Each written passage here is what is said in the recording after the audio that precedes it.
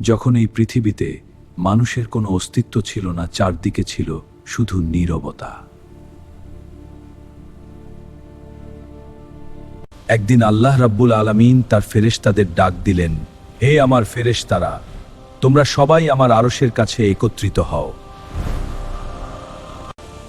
অসংখ্য ফেরেশতা আলোর মতো ঝলমল করতে করতে হাজির হলো।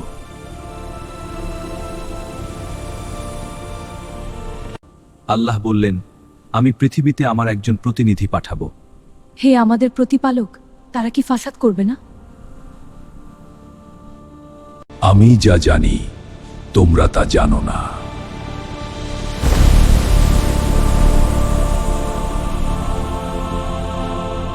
হযরত জিবরাইল অলকে মাটি আনতে পাঠানো হলো।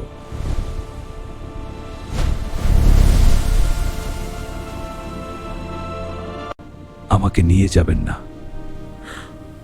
মাটি কাঁদতে লাগলো।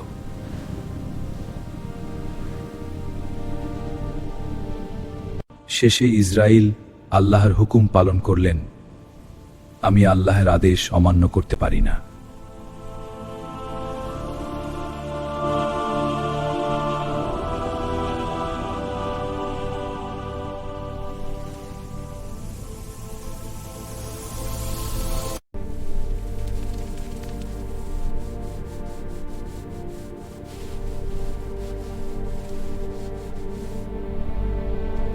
রূহ প্রবেশ করায় আদম জীবিত হলেন।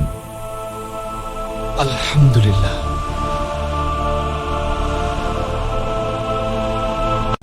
ফেরেশতাদের আদমকে সিজদা করতে বলা হলো।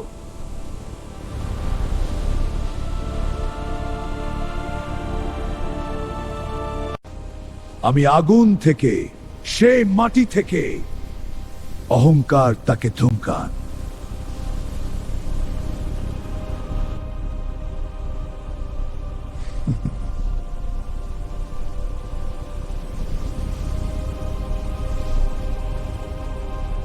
ইবলিসকে লানত দিয়ে বের করে দেওয়া হলো।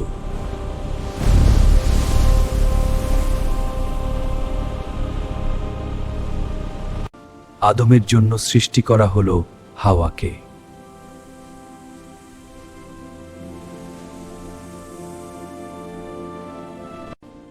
তারা জান্নাতে সুখে বসবাস করছিল।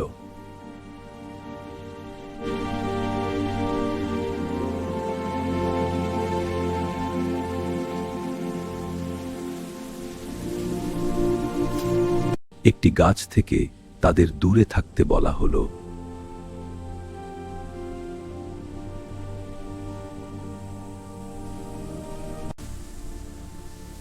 এই ফল খেলে তোমরা চিরকাল এখানে থাকবে।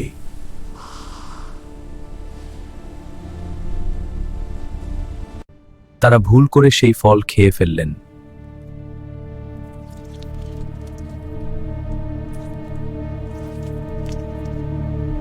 তাদের পৃথিবীতে পাঠিয়ে দেওয়া হলো।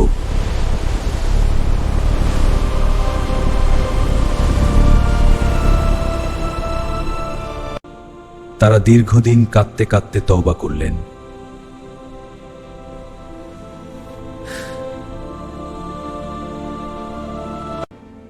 অবশেষে তারা আবার একত্র হলেন।